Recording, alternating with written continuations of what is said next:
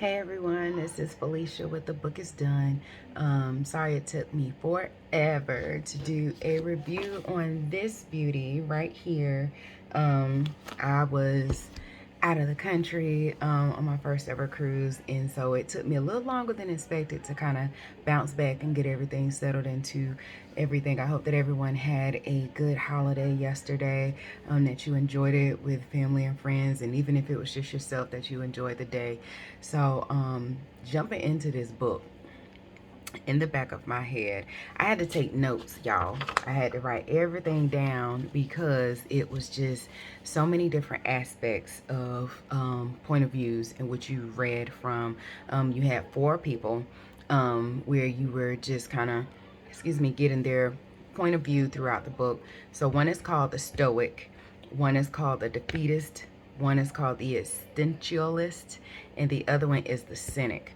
So I had to piece together, and I will tell you in advance, this does have spoilers because I had to go in on this one. So if you have not read the book yet, again, it is called In the Back of My Head by I.Y. Maslow, or Maslow, excuse me. He's on Amazon. I know he's huge on Amazon. I do not know if he's in major retailers like Target or Walmart, but he is on Amazon. He has a page on there as well, so feel free to follow him. And you can find him on Facebook as well if you have Facebook. But I will tell you, this does have spoilers, so if you need to stop the video, stop the video. But moving forward, it does have the four types of people in there, or the four titles, if you will, of the characters. So the Stoic is Olivia. Olivia, she is the sister of one of the main characters who passes away. So that connectivity will come fairly early in the beginning of the book, but the chapters are, the beginning of each chapter is titled one of these four titles, if you will. So, when you start a new chapter, it'll be the Stoic. When you start another chapter, it'll be the Defeatist. So you just have to switch your mindset when you see who it is that's speaking to you in the book. So the Stoic is Olivia. The Defeatist is Robert Tornsey, who is the father of the main character, who is Cole. And Cole is the existentialist. His name is Cole Tornsey. Tornsey. I'ma get it. But is the Defeatist is Robert Tornsey. And then the son is Cole, who is the existentialist. And then the Cynic is Mr. Blake Hayes. Mr. Hayes is a teacher in the school of Cole and Olivia, because Cole and Olivia they attend the same high school. And so what happened was that this is so crazy as to how all of this came together. But Cole, in the book, he says that he's schizophrenic, and that he has like these reoccurring dreams from when he was abducted when he was 8 or 9. I would have to go back and see, but he's young. This is like years ago, but he still has the same dream. And within the dream, there's this girl that tells him, to protect Olivia.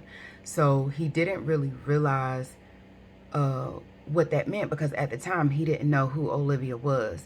So I think this is like maybe in the second or third chapter, he actually comes across a girl that goes to his school, and he's like, hey, I need a tutor. I need someone to help me with my grades, because with everything that's gone on, schizophrenia, the things that he endures, his grades haven't been all the best, and this is his senior year. This is both their senior year. And so she was like, yeah, I could tutor you, it's no problem. He's like, what's your name? And she was like, it's Olivia. And I was just like, drop the mic. What's going on? How in the world? And so it does pick up a lot. I will also tell you as well that there are numerous triggers, so many triggers. The first for me, and I think this is like maybe in the second chapter as well, is of child abuse, where one of the characters like straight punches his 9-year-old son in the face, and like blood is everywhere. And then he says, I do this because I love you. I've literally almost stopped reading a book because I have like zero tolerance for that. And so, yes, I know it was the book. But like, again, if it's a trigger for you, as it is for me, it's not as severe as other things, but like that right there, I have zero tolerance for it. It's been other books where, you know, I did come across child abuse in the book, and I tried to move forward with it, and it was just too much for me. I couldn't finish the book. So this was about to be one of those. If it was within the story, like back to back to back chapters of just abuse, then I wouldn't have been able to finish the book. So something was telling me just to, you know, give the book a try with in the back of my head. So it does have child abuse in there. It does have spousal abuse in there. It does have sexual assault. It does have mental illness or mental illness concerns such as schizophrenia and other things of that nature.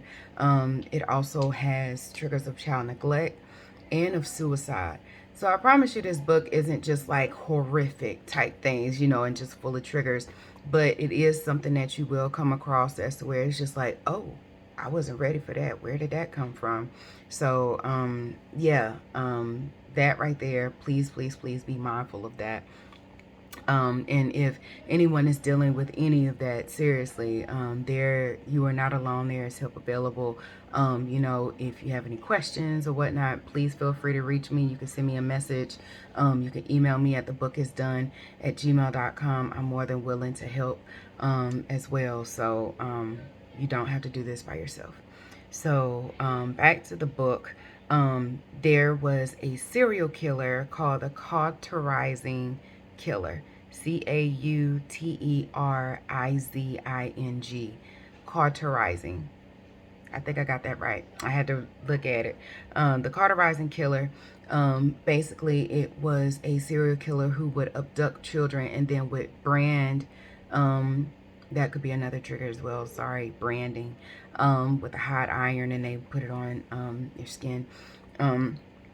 But he or she would brand their the children that they had abducted, and then they would inject them with pentobarbital or some kind of medication that just kind of makes them a little dazed out, if you will.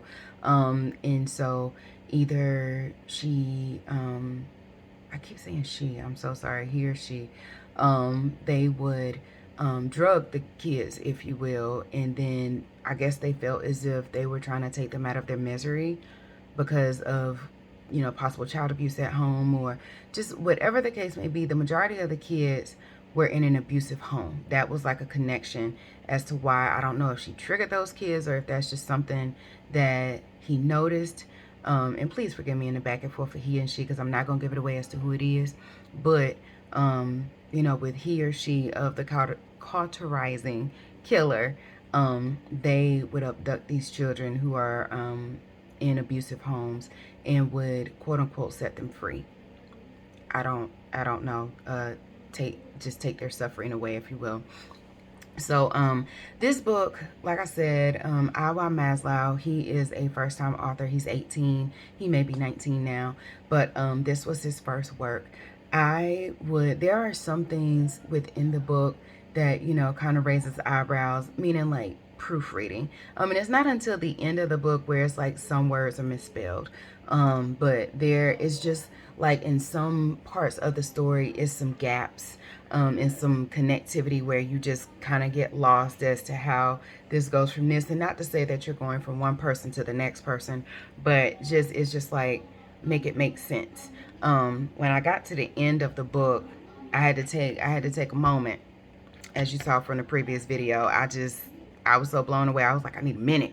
But it's like you have questions, and that's another reason why I wrote down notes, because I was like, okay, how is this person connected to this person? How did this person know that this person, you know, had been killed? How did they know how they were killed? How did they know where the body was located if the body was never found by the police, you know? And it's just so many different things. It's so many different things. So if I honestly had to rate the book, as much as I want to give it a 5 4 out of 5. I want to give it a 5 just for originality, but when everything is said and done, it will probably be like a 3.5, just for the loops, you know. And it's always room for improvement, always room for improvement. Even, you know, the big time authors or whatnot, there are some things sometimes in their books where, you know, it's punctuation or, you know, it's misspelling, whatever the case may be. So I mean, it's not to say that this book is a dud. This book is amazing. I am actually like really hoping that he is starting to work on his second body of work if he hasn't already. But you know, I also hope that he also takes the feedback that he received. And you can also, you know, find the book on Goodreads as well. If you're on Goodreads or have the Goodreads app, he has like over 5,000 reviews. It's crazy. So he's definitely, you know, getting support, but hopefully he takes the feedback that he's gotten and just kind of, you know, evolve that into what the second body of work is going to be. But this was a really, really good book. I couldn't put it down. I'm really excited for the next book that they have coming out soon. But again, this is the book review of In the Back of My Head, I.Y. Maslow. And, you know, until the next one, I'm reading, let me see, I think it's The Nicest Lie or The Kindest Lie. I forgot what it is, but that's a page turner too. I can't put that book down either. I'm about halfway through it, and so probably by tonight I'll be finished with that book as well, and we'll be doing a review on that as well. But hopefully you all enjoy the time. Hopefully you enjoy the season, and don't ever stop reading books. Reading is definitely like a stress reliever for me. And so, and I just love to read. It just takes you to a land away from here. Sound like I'm in Alice in Wonderland or something, but it does kind of take you away. So until the next time, this is Felicia with The Book Is Done. What's next?